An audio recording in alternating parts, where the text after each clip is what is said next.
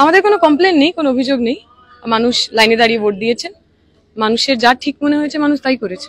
আমরা তো নির্বাচনে খালি জিতবো বললে রাজনীতি করি না, এমএলএ হবো, এমপি হবো, কাটমানি খাবো, তার জন্য তো আমাদের রাজনীতি নয়। ফলে আমরা নির্বাচনে হেরে গেছি বলে আমার ব্যক্তিগত হবে কোথাও কোনো অসুবিধা হবে না। আমার জীবন যেমন চলছিল তেমনই চলবে।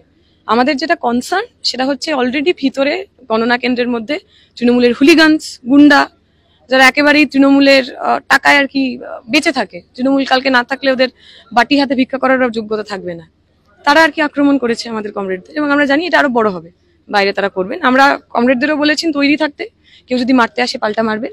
বাদ বাকি যা দায়িত্ব নেওয়ার, পুলিশে যাওয়ার, হাসপাতালে নিয়ে যাওয়ার, আদালত নিয়ে যাওয়ার, সেই দায়িত্ব আমরা নেব, কিন্তু মার খাবো না। আমাদের এই মুহূর্তে দাঁড়িয়ে পশ্চিমবঙ্গের ছাত্রছাত্রীদের পড়াশুনো, তাদের চাকরি, এটাই আমাদের এজেন্ডা। নির্বাচনটা আমাদের একটা উপলক্ষ্য। নির্বাচনের মধ্যে দিয়ে ছেলে মেয়েদের পড়াশোনা, চাকরির ভবিষ্যৎ সুনিশ্চিত করা আমাদের একটা লক্ষ্য ছিল। সেই লক্ষ্য পূরণ হয়নি, তার মানে এই না লড়াই আন্দোলনের পর থেকে আমরা সরে আসবো। লড়াই আন্দোলন থাকবো। তৃণমূল পরিবারের ছেলে মেয়েদের চাকরির জন্য আমরা লড়াই করবো, তাদের ঘুষ না দিতে হয়। আমার পিছনে বিজেপির এজেন্টরা রয়েছে। আমরা চাইবো এইরকম ভাবেই আমরা সাধারণ মানুষ তৃণমূল করি, বিজেপি করি, নির্বাচনের পরে একসাথে ফিরে আসতে পারি, যাতে আমার আপনার মাথা ফাটা, হাত ভাঙা, বা উনি আমাকে দেখে গালাগালি করবেন, আমি ওনাকে দেখে গালাগালি করবো, এরকম পরিবেশ যেন তৈরি না হয়। আমরা এটা আশা করিনি। আমরা কর্মীদের সঙ্গে থাকবো, যেখানে দরকার পড়বে আমরা তাদের সঙ্গে থাকবো। পার্টির সবাই তৈরি আছে, কোথাও এইবার শুধু মার দিয়ে চলে যাওয়া যাবে না। আমি প্রত্যেকের কাছে ভীষণ ভীষণ থ্যাঙ্কফুল। প্রত্যেকে আমাকে খুব ভালোবাসা দিয়েছেন, আশীর্বাদ দিয়েছেন, প্রচুর মানুষ সমর্থন করেছেন।